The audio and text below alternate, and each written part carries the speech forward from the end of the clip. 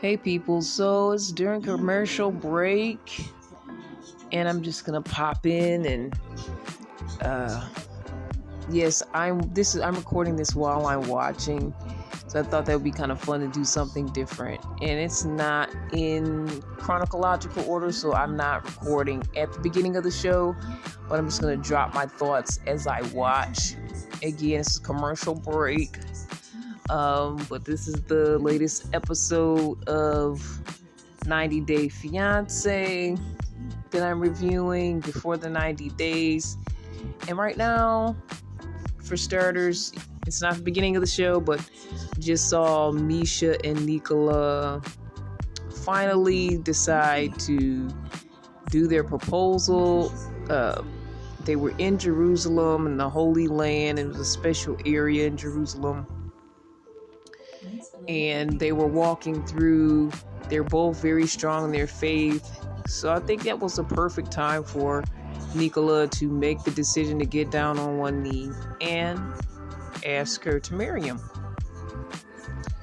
And she was a little bit I wouldn't say she was fully hesitant, but she was like she was going to ask a question. He was like, well, just yes or no. So finally she said yes. She does sound like she's a little bit, not 100% sure about this person, but for the most part, she's sure about her feelings for him and who she believes he is as a man of faith. So it's looking great. They're happy. They're kissing a lot. Kind of what they did when they first saw each other and she first came to Jerusalem. It was a very happy moment, and he was just smiling from ear to ear after, being a 46-year-old man. This is his first proposal, and this is finally gonna be the day where he gets married. Not the day, but he found his person. So one thing I thought was cool is that it's like, okay, you can go pick the ring. So I'm like, I thought that was different. That he didn't already have the ring. He had his own logic for that. He didn't want to get the ring just in case she said no. Okay, I understand that, but I thought it was cool that she had the opportunity to pick her own ring. Like, how many ladies would like that choice versus the ring already being chosen? Either one works, but I think that it's fun to have that option. So they go right after the proposal to look at rings. But the thing that is he kind of tried to haggle for the ring, which she said, kind of took a little bit of the romance away. And I understand that part. But he haggled, he got the ring down to the price he wanted. I mean, the guy's being taped for TLC, so I'm sure he felt the pressure. But he didn't give it up easily. So the ring was like a little over $1,000. It was like $1,200. Initially, I think he wanted like $1,500 or something around that amount, which isn't a whole lot for a ring. But at least you have something that is of real value, as far as it's got to be probably real gold, real diamond, or something for over $1,000. So it's not Cracker Jack box ring, but it's not a super expensive ring either. He found kind of a simpler ring, but I thought it was beautiful. And to me, Misha kind of looks like one of those high maintenance ladies. So I'm not 100% sure if she's happy. She seemed like she was happy at the moment, but I think she probably wanted to go higher. But he wanted to get the ring in that moment so he could give it to her. But this is just my speculation. I don't know for sure, but she just looks like she was one of those ladies that would have like a big rock on her hand. But that also shows how much she may love and care for Nicola by taking that smaller ring. Still beautiful, but a small, nice, simple ring. With a modest diamond. It's not tiny. It's not like you need a microscope, but it's not huge either. So again, they get the ring and they're on to their next step, which they said something about the church accepting the annulment. And after that happens, I guess they'll be man and wife. But I just thought their whole little proposal thing was very cute. Then going to get the ring. It was very cute. It was very nice. And, I hope the best for this couple, these people of Catholic faith. They're very strong in their faith. I hope that they can make that work. Being 46, never married, and she's 43, divorced, mother of 2. So we'll see what happens, but again, I'm rooting for them. Faith, love, and trends, that's what we talk about right here on CBiz Media. Check out our website where we talk about faith, love, and trends, cbiztvmedia.com. That's our page where you can check out more about us, but also you can listen into our podcast, our audio podcast there as well. We're going to talk more about 90 Day. I'll be back.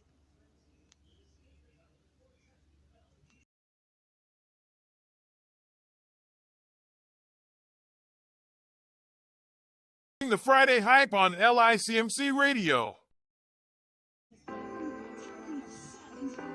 Hey people, okay, I'm back. So I'm gonna just hit on a few of these other couples here. Razvan and Amanda. Amanda was still grieving her late husband, so that was the issue. She said some very hurtful things to Razvan and kind of compared him to the husband that she lost.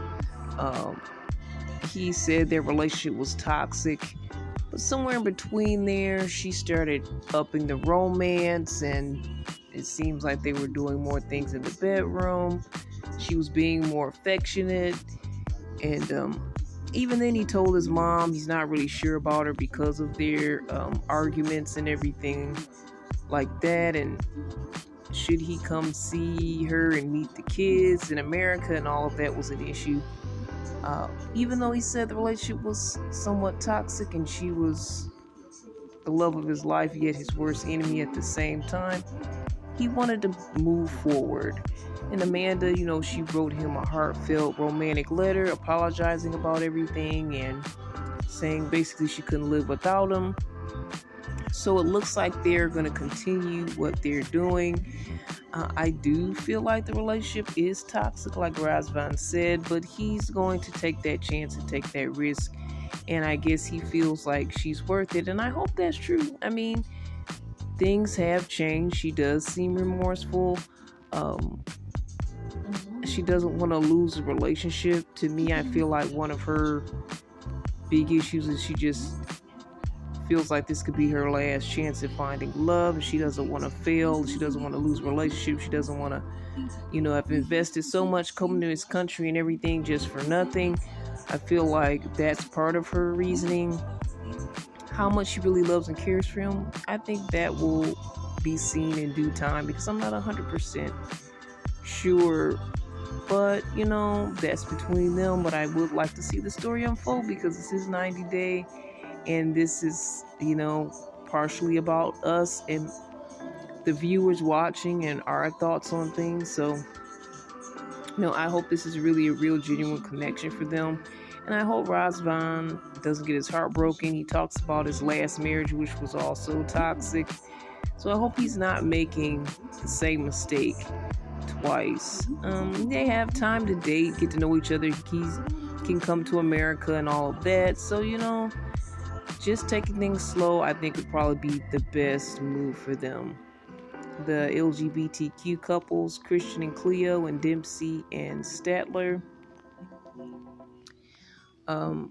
Looks like they're back on, and Dempsey and Statler are going to talk more. But basically, Statler did not want to have kids, and that was a deal breaker for Dempsey. But Statler decided to kind of bend a little and keep it open. But at first, she had no desire for children. And that was a deal breaker. I think it's really important to know your deal breakers in a relationship. But, Dempsey still wants to work it out, and hopefully they can be together. It seems like Statler just moving too fast, wanting to move in with her, move to her country and move in with her, and everything just seems too fast. Dempsey's at first very cautious, but now because she really wants to be with her, she's kind of opening her heart and opening the door to everything. Is that a good idea? I don't know. We'll see what's going to happen with that, but that's their scenario. Christian and Cleo. Cleo is a transgender autistic woman, and Christian is a male, considered himself a heterosexual male. I'm really not sure in this scenario, in this case, what you would classify the person as, because Cleo is classifying themselves as female, though they are transgender female.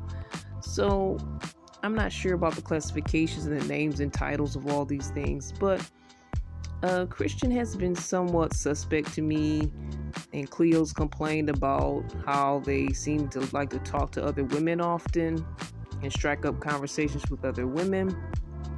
His family was not sure about him getting into a relationship with a transgender woman.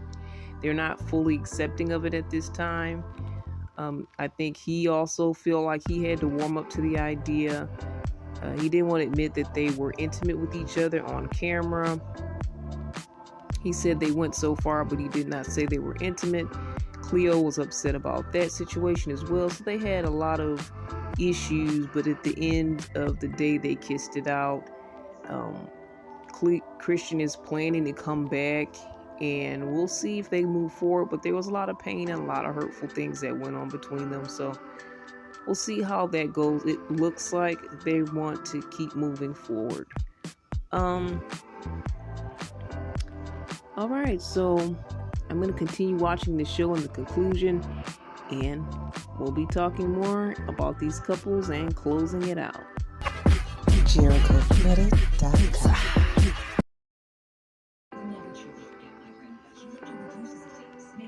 All right, so now we're looking at Riley and Violet. The two bumped heads often when he went to her country.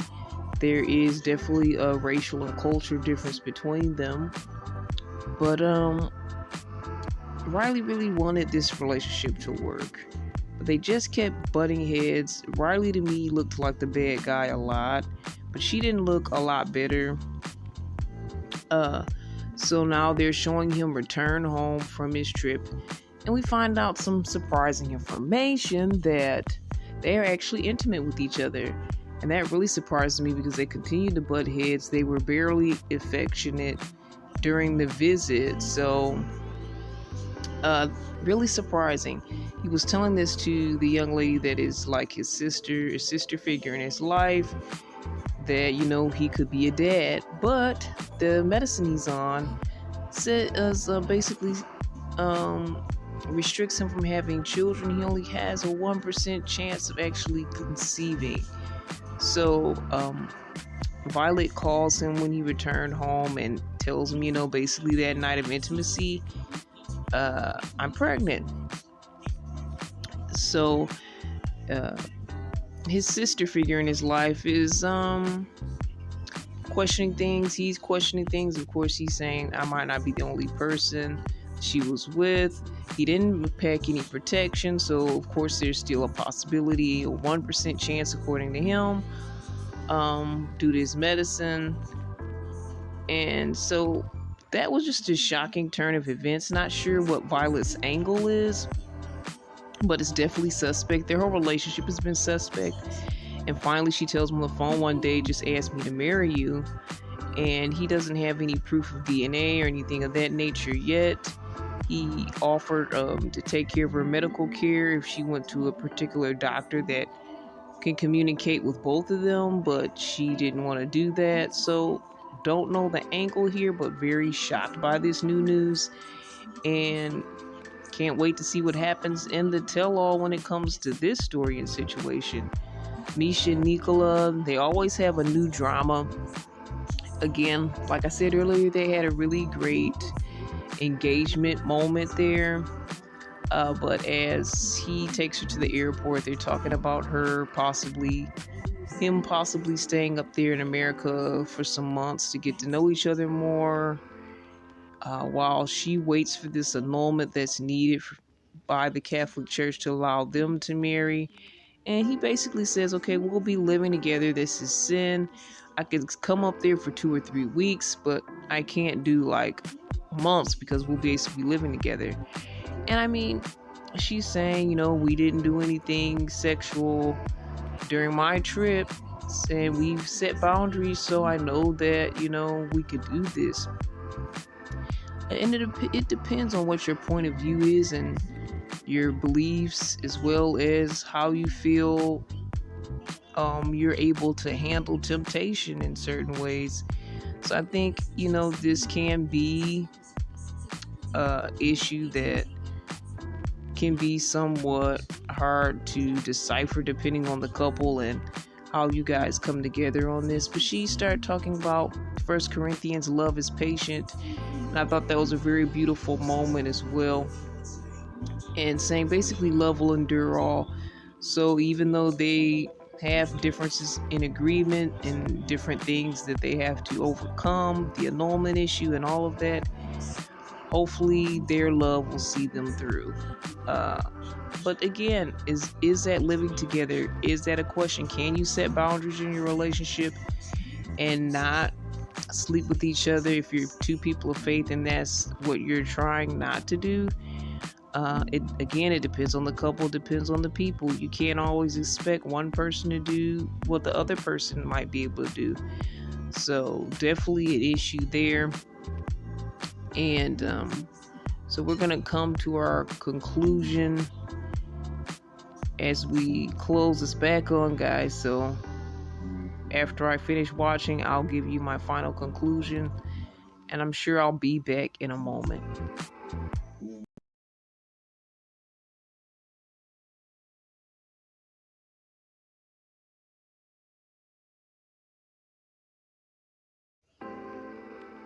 Okay, so the official season ends with, of course, Lucy whining to Ricky again. And by Lucy and Ricky, I mean our friends Jasmine and Gino. But Jasmine is whining and upset because she was supposed to get her interview for the K1 visa. They said there was an issue with the application processing and basically sent her away. So she started screaming and crying to Gino over video chat. And he's trying to be calm and say, well, we have to figure out, what happened, what went wrong with the paperwork. And she's just like, we're doomed. We're never going to be together. And she's kind of just having a total meltdown. So that's how it closes. And then they also show us, that there's going to be a 2-part tell-all. And for the first time, there's going to be a studio audience. So that's going to be interesting. That's going to be different and exciting. And also the story where one of the guys was being catfished, and we never talked to the person that was the catfish. They're going to actually call them up live and see if they can actually talk to them and get their side or their explanation of the story. So a lot going to happen for the tell-all. Excited to see how everything finalizes and closes out. But that is Before the 90 Days Season 6. And if you guys have any thoughts, questions, comments, you can always connect with me. Drop your comments in the comment section, depending on what platform you are checking this out at. Or you can email me at cbiztv@yahoo.com. That's cbiztv@yahoo.com. And I'm sure that I'm going to have a wrap up once I see both finales. I'll probably watch both of them and then just wrap up my entire thoughts on this season. All right, again, what are your thoughts on the season? You can just drop me your comments or email me. You can also listen to this on our podcast at cbiztvmedia.com. Thanks, guys, for watching. For all you guys that watch or listen, thank you for your support. All the best. And we'll be talking more 90-day stuff and other things involved with faith, love, and trends right here on CBiz Media. This is Irene. Thanks, guys.